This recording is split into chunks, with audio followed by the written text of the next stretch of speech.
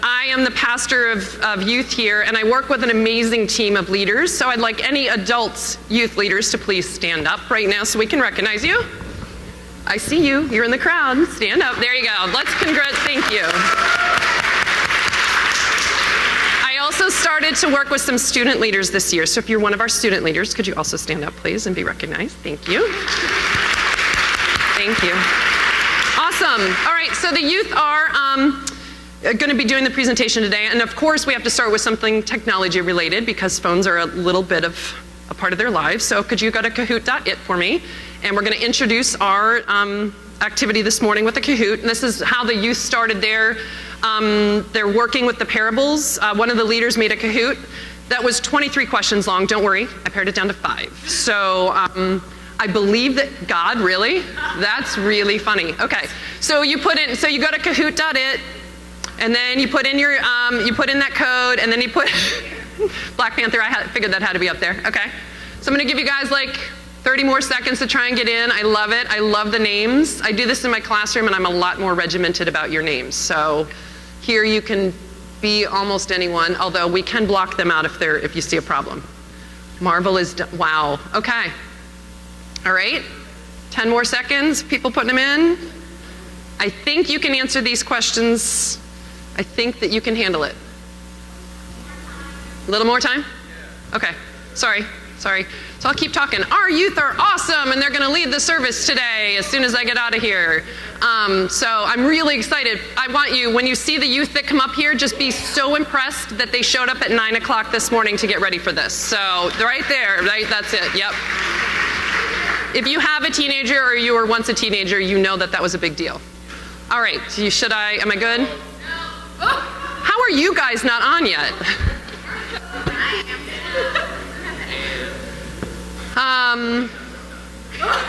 The loading, that's always the best one. Okay, are you guys in now? All right, so we're gonna start the Kahoot. So it's gonna ask you a question at the top. It's gonna ask you, is this a parable or not? And there's 4 choices, and then you click on it. Okay, so the Good Samaritan, and your 4 choices are parable of Jesus, Old Testament story, New Testament story, not a Bible story.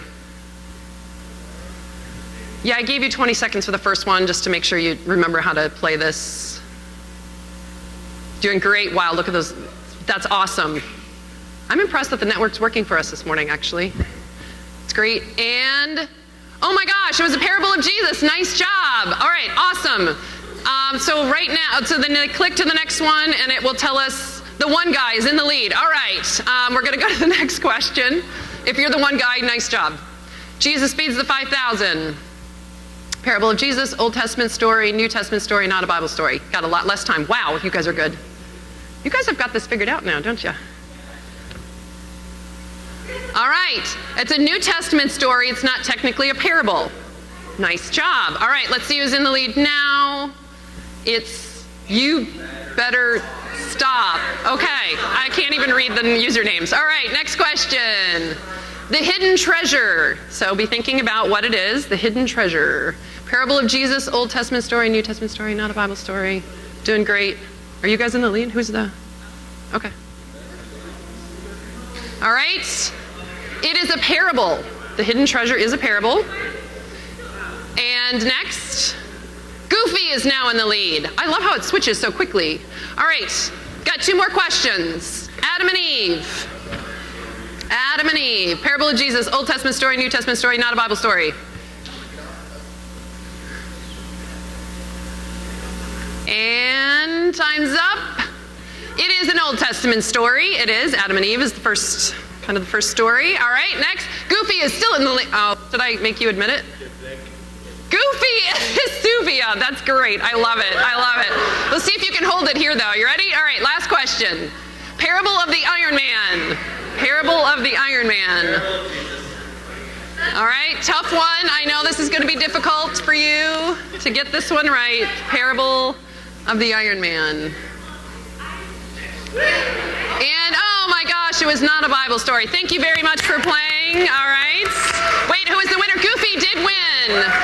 Followed by Black Panther and D. All right. Now, can you put your phones away? I'm really talking to this section over here. Thank you for playing. So what I'm going to do is introduce Hubert, who is one of our high school leaders. He's going to come up and kind of talk about how the youth made this presentation for you this morning. So let's welcome Hubert.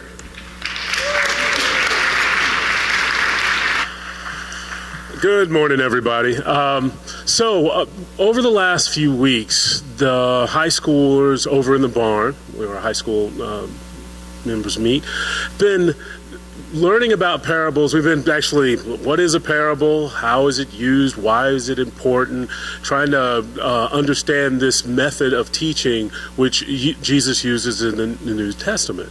And it's been kind of a fascinating process because these stories in terms of parables are generally pretty short. They're very simple stories, yet they have lots of complexity to them. And were clearly very meaningful for folks living 2,000 years ago in the crossroads of Asia, Africa, and Europe. And we're dealing with very practical elements of sheep and coins and agriculture of the Middle East at that time. But most of us aren't that familiar with sheep. I know I'm not, other than some wool on occasion. And so one of the things that we've done, or that they've done, is take the stories, read them, kind of take them apart in terms of understanding them, and then doing a few rewrites and putting them in a more modern context. And so we have a few versions to share with you in terms of the parable of the lost sheep, the parable of the lost coin, and the parable of the mustard seed. And so we're going to have folks share some older text and then some modern texts that the young people have worked together to create. And then afterwards, we're going to have a little panel here in the back and have some conversation about some of the deeper meanings and those interpretations for today. So, Colin, if you could come up and get us started.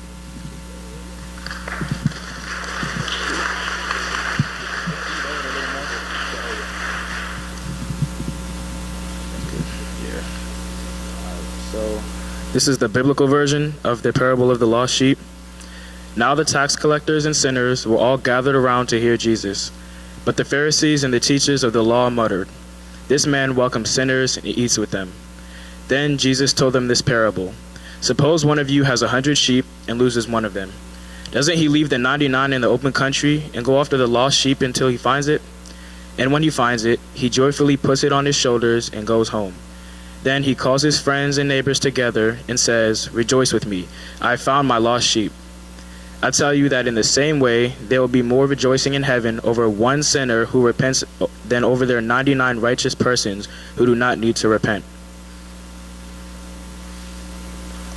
And then this is the modern version that we rewrote in the high school group. A new kid in school doesn't fit in, and the teacher has to help integrate them into a new community, and the teacher cares about the new kid feeling like he belongs more than the other kids that already know each other.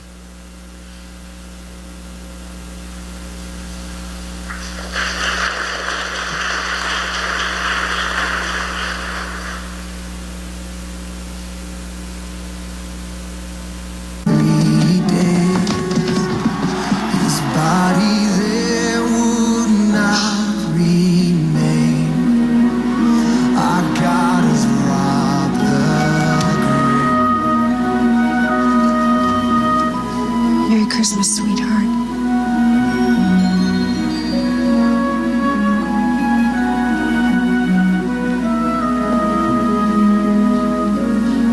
Oh, Kevin, I'm so sorry.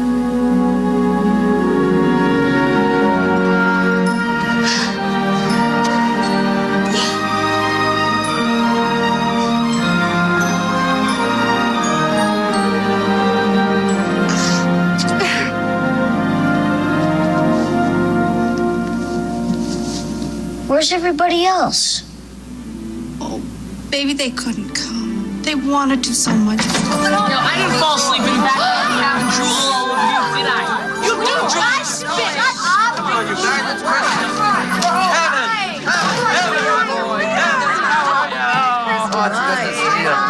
You're all right. I love you. You okay?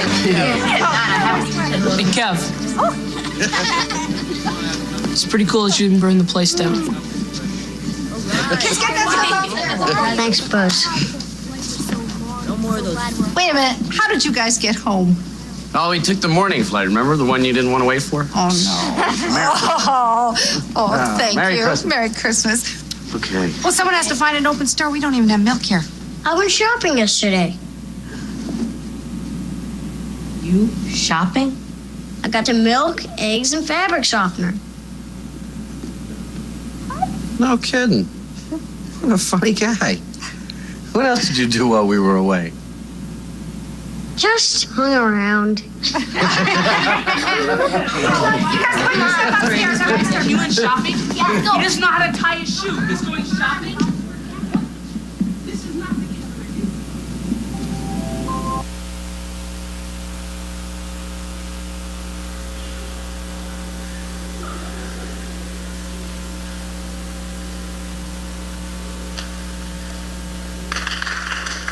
Woo! Thank you. Okay, so my parable was the parable of the lost coin, or my group's parable, but it goes, or suppose a woman has 10 silver coins and loses one. Doesn't she light a lamp, sweep the house, and search carefully until she finds it? And when she finds it, she calls her friends and neighbors together and says, "Rejoice with me, I have found my lost coin." In the same way, I tell you, there is rejoicing in the presence of the angels of God over one sinner who repents. And now Cassidy will come up to read the modern version of this parable.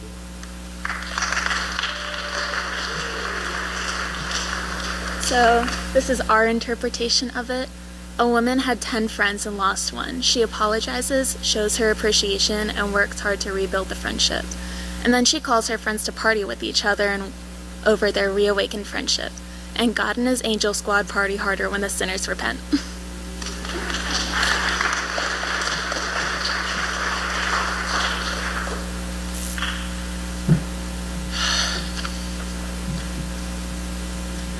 This is the parable of the mustard seed.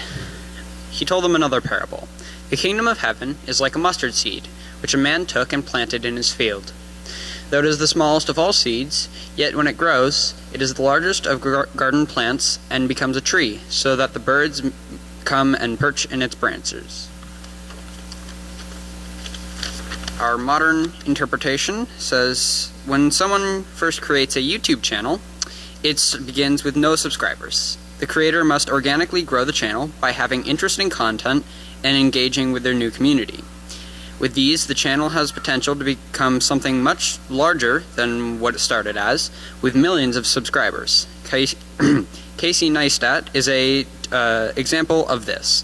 He started his channel in 2010 with a default of 0 subscribers. His channel has over 9 million subscribers and over 2 billion views. He has daily vlogs that generally promote positivity.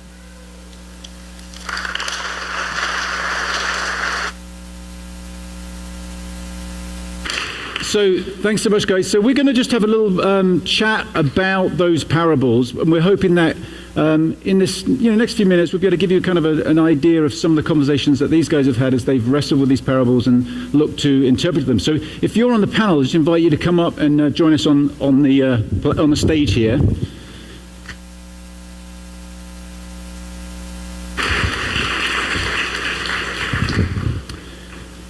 So we have a couple of handheld mics, so everybody can be heard.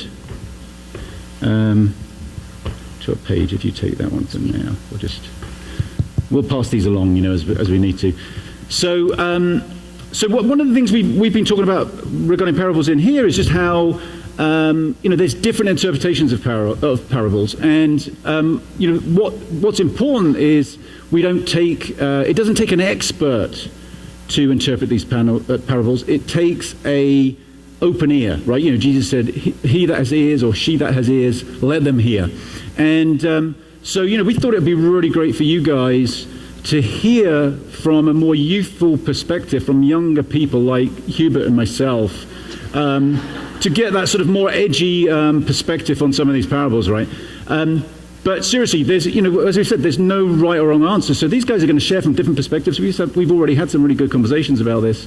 I think they've got some really great insights. I just want to throw out there to start off with, and any one of you can respond to this, but why do you think, as you've been going through these parables, why do you think Jesus taught in parables? Hubert touched on that a little bit, but what have you found, maybe as you've looked at these ones, that's been helpful about the parable form? Anybody want to share about that? I think, Paige, you had some thoughts, didn't you? Put you on the spot there. You got the microphone. I do. Okay, it works, cool. So I was thinking about it as, so I think our good friend Gabriel, who's new to the church, brought up a good point that when you're telling anyone a lesson or something like that, they turn it into a story to put you into the environment of, like, you would understand that kind of situation.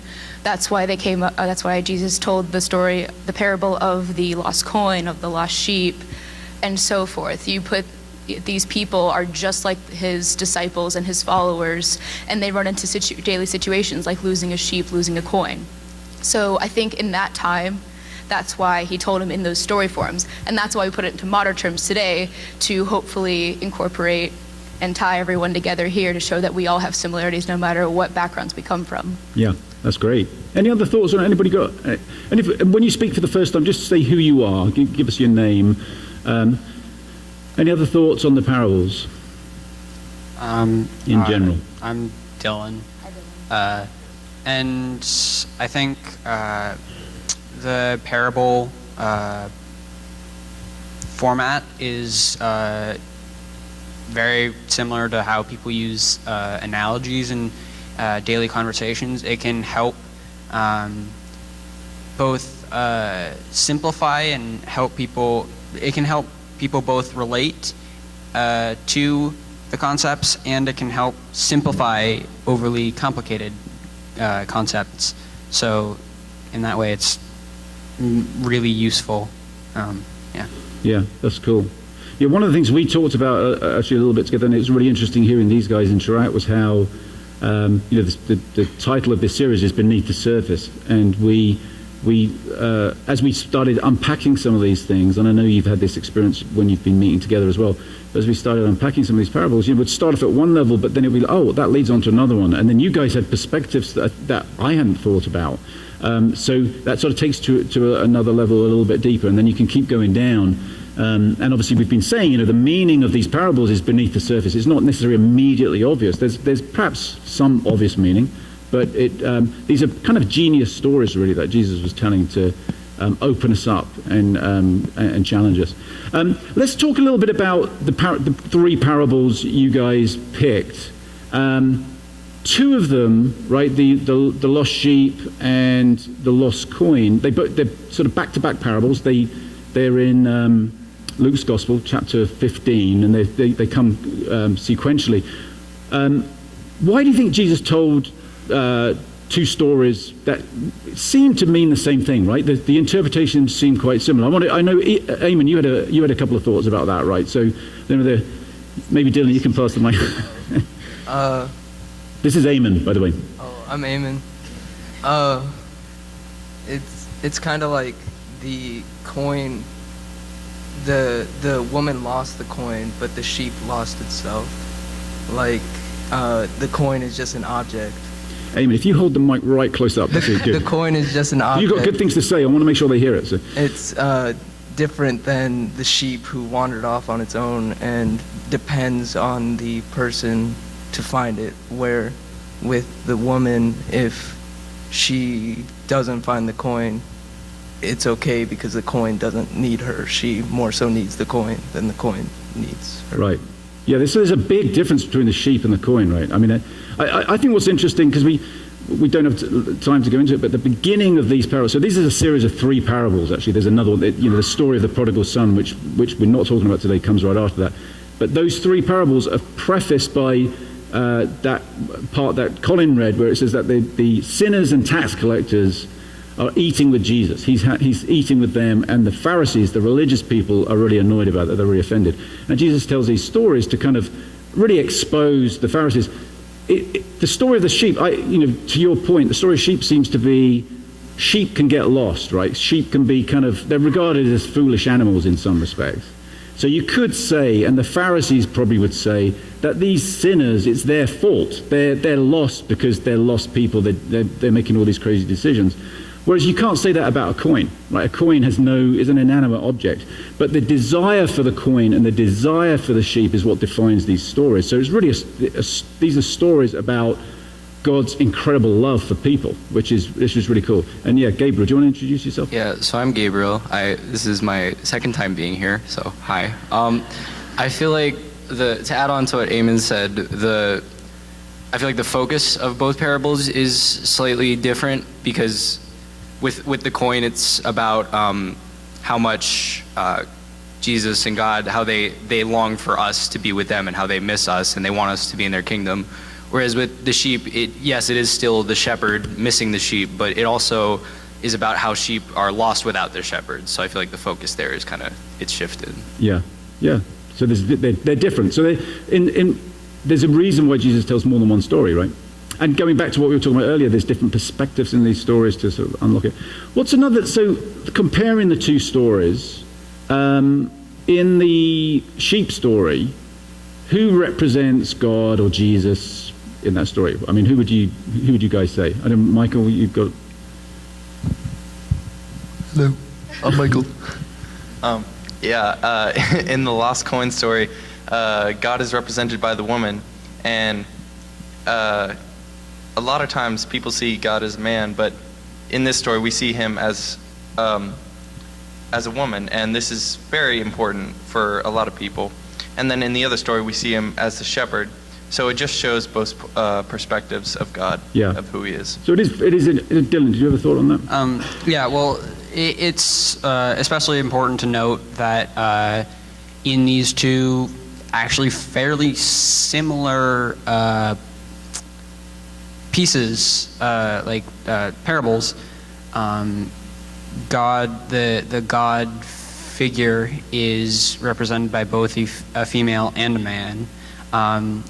Male, and it shows, it serves one to sort of show God without a defined gender, which is already pretty important. But then on the other hand, it serves to make the parables even more relatable, no matter your gender or status or whatever. So that's a great, if you're a woman in that crowd, you can relate to the story. If you're a guy in that crowd, you can relate to the story. So, exactly. Yeah, that's exactly. Really let me ask you, Paige, were you going to say something on that? I also just wanted to comment, the different environments that they put Jesus puts these characters in that not all of them are wealthy, not all of them are poor, and they live. If you look at all three stories, they all have completely different environments, completely different people, almost on opposite sides of a spectrum. Tell us a little bit about that. How are they different? So you look at, of course, Dylan mentioned the gender difference in the male and the female. And then the third one, the parable of the prodigal son. Son. That's a fairly wealthy man. Yeah. And then we look at the shepherd, who's a shepherd. I would assume that shepherds are very wealthy. And then also the woman isn't too wealthy either. That's why her 10 coins are so valuable to her.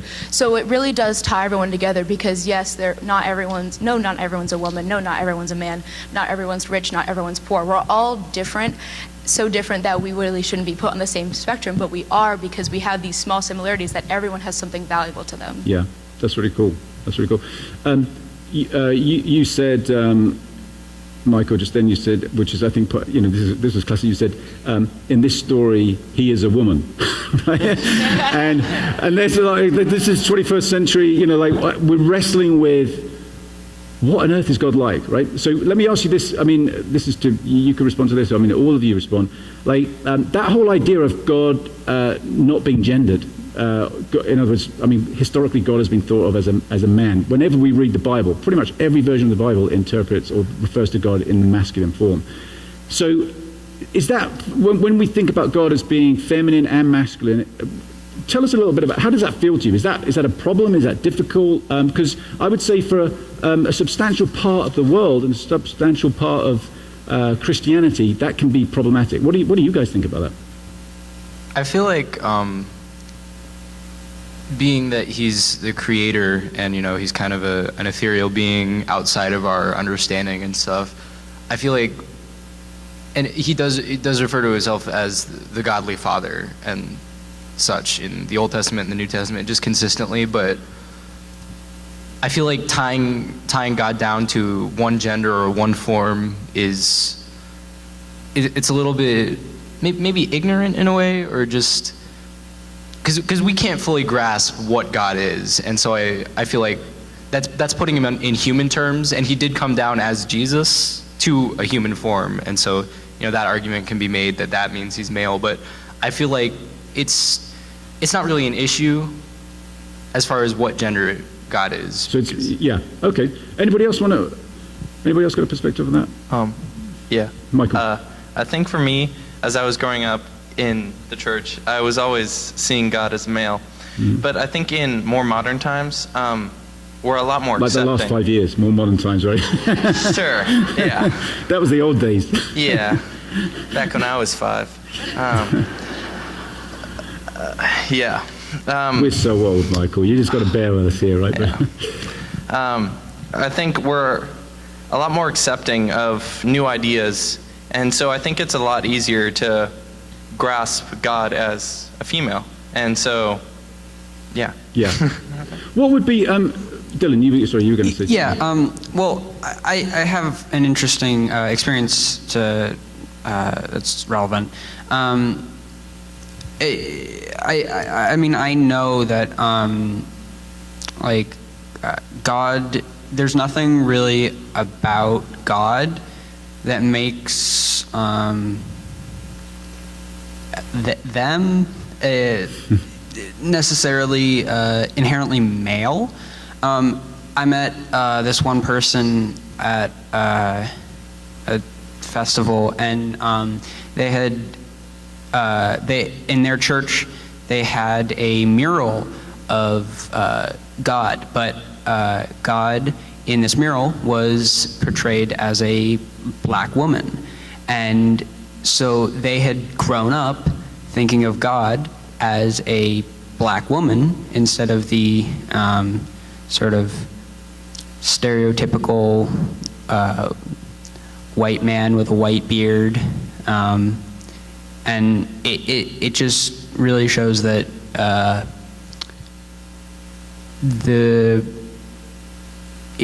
there's nothing inherently male about him. It's just how he's been interpreted. Right. And I know I've been using exactly. It's actually, it turns out it's actually really hard to talk about God, right? Because you have to use exactly. All our language kind of fails us at some point. But exactly. Yeah. So let's move on. We're going to shift gears from this a little bit. Okay. So, I mean, maybe you have something to say there, Gabriel. But let me ask you. These are parables about inclusivity, let's say, right? About the lost being found, about the outsider being brought in, and your interpretations of them were that way. I'm going to ask you a question. Again, there's no right or wrong answer to this. It's just, do you think, and maybe you can think of this in the context of particularly being at high school, or just not necessarily school itself, but that's probably where you have most of your interactions for most of the day, right? Do you think life is becoming more inclusive, more accepting, or less so? What's your perspective on that? Maybe Paige, you could just share a little bit about that. I honestly think, this is a little weird to say, but both. Okay. Because I think that, so over time, the spectrum of being inclusive and not being inclusive has just, no side has gotten greater, or the spectrum has just grown. It's just grown. Yeah. So people can be, there is such thing as people being more inclusive than people from 30 years ago could even imagine, and same thing with being inclusive, I don't know what the opposite word is. Yeah. But so I think I can't really say that in different activities I've been more involved or less involved. I think it just depends, and so the spectrum of being involved has just grown to new limits. Okay. Eamon, I just want to, I'm going to put you on the spot, sorry buddy. What do you think about that? What's your experience of that whole inclusivity thing? Like, think about your own school situation or neighborhood or whatever, and get the mic really close to your mouth and so we can... Well, personally, I've grown up in like a more inclusive environment. Like, I don't really know many people who are like not inclusive, and I feel like that would be more rare in like older times. So I feel like there has been a movement of inclusivity. So you see it getting better? Yeah. Yeah. Dylan, you sound like you've got a thought on this. So I don't Dylan really... said beforehand he didn't really have much to say. He didn't want to share. But you've got great things to say, so I'm glad you're talking. Thank you. Well, so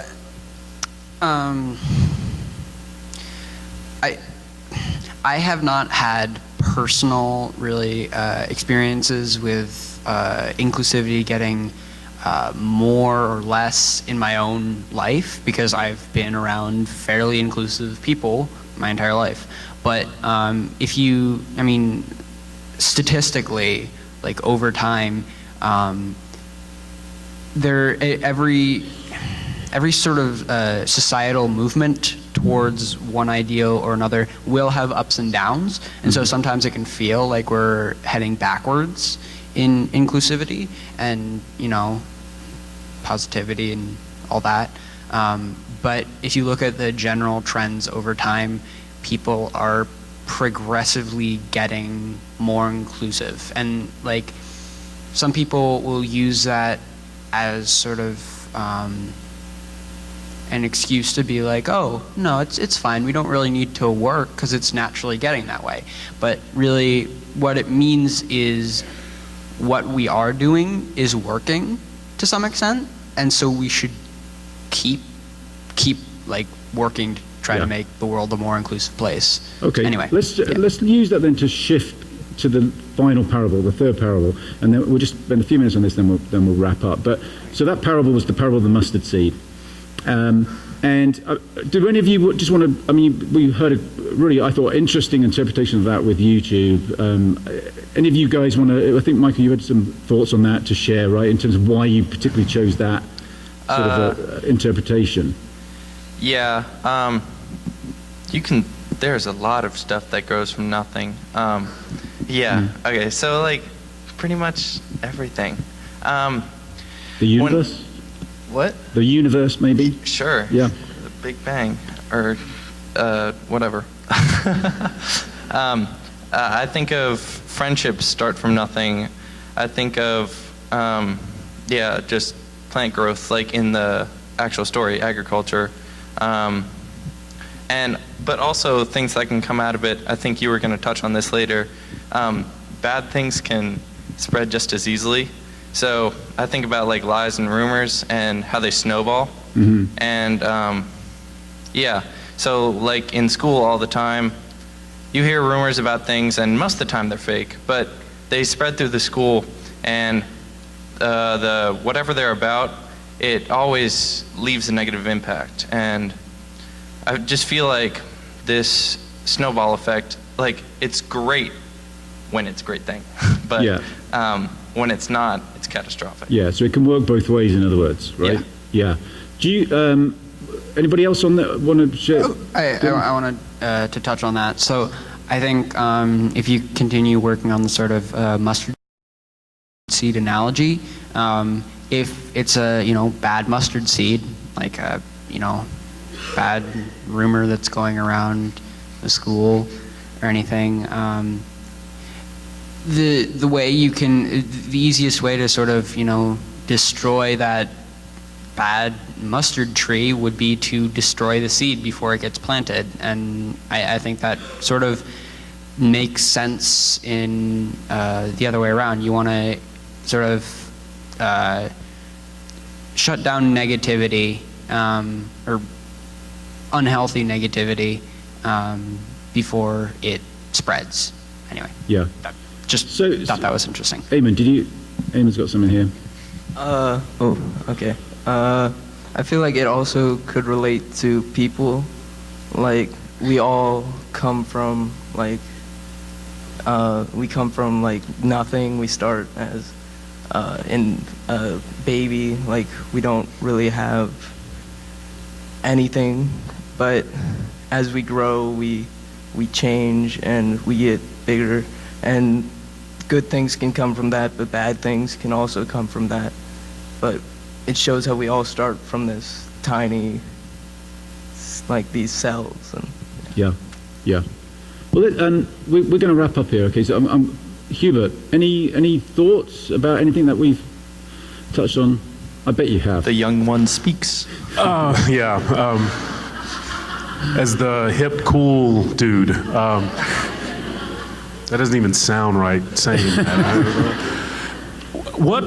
There were one thing in particular that was striking in our conversations was how technology has changed the sense of a parable.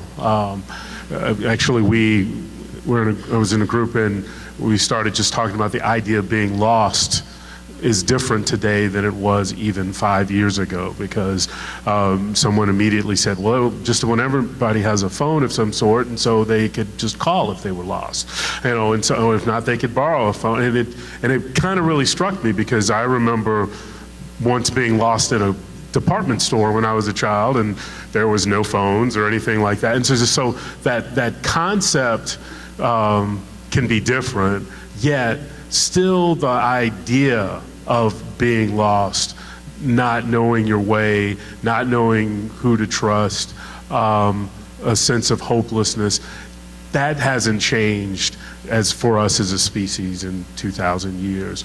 But the capacity for folks to have caring and show love and to be helpful, that also hasn't changed, that still exists and can still grow and can still be nurtured. And so I think these stories, be they old or be they new, can still have meaning for us. Yeah, that's really cool. Then we've got a little slide we can put up here. I mean, a couple of sort of, or three takeaways perhaps from these parables, that just simple ones, that I think are also relevant to how we've, looking back on this series as a whole, God loves and pursues everyone, no exceptions. I mean, we get this radical leaving the 99 and finding the one sheep, right? I mean, in a way, it doesn't make sense to, I mean, that's risky business to leave the 99, but I think that's what that's showing us is how the way of Jesus, this teacher, this person we're following, was, and therefore our movement is all about others. It's all about the other rather than ourselves. It's not about, if once it becomes about us, it seems like perhaps we've lost the essence of what Jesus is about. So there's this radical inclusivity, which we probably don't fully comprehend. Next one is, I can't read that actually. We are missed when we are not connected to God. So there's this sense of, like the difference between the coin and the sheep, that when we think about our state as humanity, perhaps rather than just blaming ourselves or blaming others, maybe and blaming individuals, maybe we need to lean more on God's mercy, more on God's love, and again, I think that leads us back to inclusivity. And then finally, from the parable of the mustard seed, amazing things happen when we take small positive steps. And I think one of the characteristics of the parables, which kind of surprises me really, is how vulnerable the way of Jesus is. Like there's that mustard seed, it's this very vulnerable tiny thing, and we learned from or saw in the parable of the sower that not all seeds germinate, not all seeds make it, that there's no inevitability about the kingdom of God. There's no, it's not being forced or coming as some kind of imposed thing. This way of Jesus is very quiet, it's often hidden, it's tender, it's gentle, it can sometimes be blown out, but there's something true and real and life-giving about it. And what I guess I take away from that, and I wonder if we can take away, one of the things we can all take away from these parables is is the encouragement never to give up. Right? I think we're all working towards justice. We're working towards being better people. We're working towards forgiveness and reconciliation. We want to make the world a better place. And at times it can feel like we're making no progress, or we're going backwards, or situations are despairing and hopeless. I think the parables tell us never give up, because the kingdom of God is always at work. It's this yeast in the lump. It's a tiny mustard seed that can grow into a tree. It's a seed that's scattered that may not always germinate here, but it might germinate over there. So I think if we're feeling at all discouraged or at all despairing, the parables bring us great hope. You know, there's hope beneath the surface, if you like. So anyway, let's give these guys a round of applause. So they've done a great job. You can go and sit down now. Thank you.